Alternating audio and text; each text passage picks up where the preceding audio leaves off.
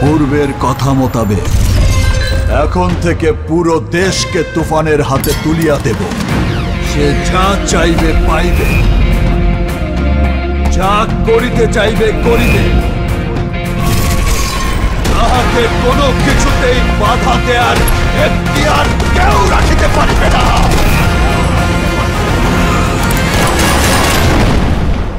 আর এর ব্যত্যয় ঘটিলে